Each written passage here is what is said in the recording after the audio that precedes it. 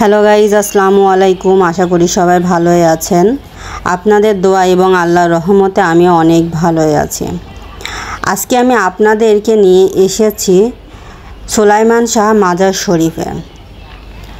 সুলাইমান শাহ মাজার শরীফ এটা কুষ্টিয়া ভেড়ামারা উপজেলায় গোলাপনগরে সুলাইমান শাহ মাজার অবস্থিত।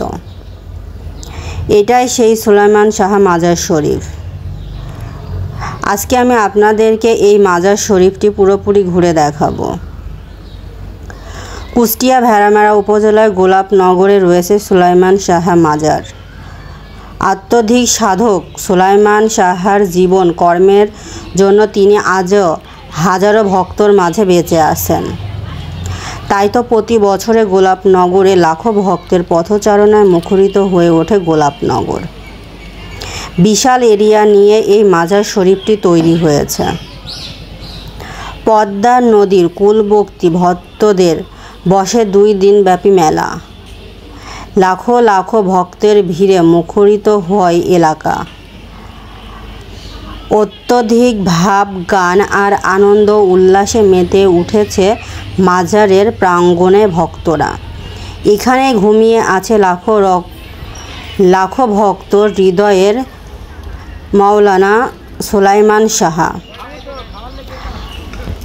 1971 সালে মুক্তিযুদ্ধ পাক হানাদার বাহিনীর প্রতি বছর 27, 28 ও 29 চৈত ওরস হয়।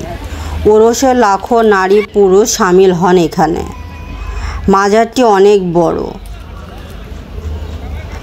এখানে কিছু লোকের সাথে আমরা কথা বলে জানতে পেরেছি যে 60-এর দশকে সুলাইমান শাহ এসে পদ্মা নদীর তীরবর্তী স্থানে অবস্থান নেন।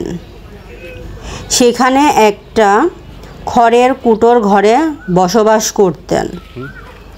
বাবা সুলাইমান শাহ ছিলেন বরিশাল জেলার লোক। তিনি এখানে কিছুদিন যাবৎ বসবাস করতেন। ভারতের পশ্চিমে বাংলার করিমপুর থানায় এবং খাজুরের বর্ডারে কিছুদিন বসবাস করেছেনও তিনি। এখান থেকে রাজশাহী চলেও কিছুকাল থাকেন সেখানে। তারপর সেখান থেকে আসেন ভেড়ামারায় ঘোড়সাপাড়া গ্রামে সাতবাড়িয়া মসজিদে উত্তরের মাঠে এক বাবলা গাছের নিচেও তিনি কিছুদিন থাকতেন। সেখান থেকে এসে গোলাপনগরে পদ্মা নদীর তীরে অবস্থান নিয়েছিলেন এই সুলাইমান শাহ। 71 সালে মুক্তিযুদ্ধ চলাকালে সময়ে পাক হানাদার বাহিনী পাকশি ঘাট পার হয়ে গোলাপনগরে প্রবেশ করেন।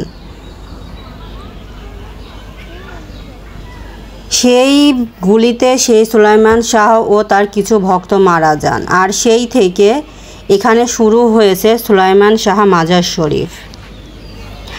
আজকে আমি আপনাদেরকে এই সুলাইমান শাহ মাজার শরীফটি পুরোপুরিভাবে ঘুরে দেখালাম। দেখুন এবং ভিডিওটা কেমন লাগলো অবশ্যই আমার কমেন্টে জানাবেন। আশা করি সবাই ভালো থাকবেন।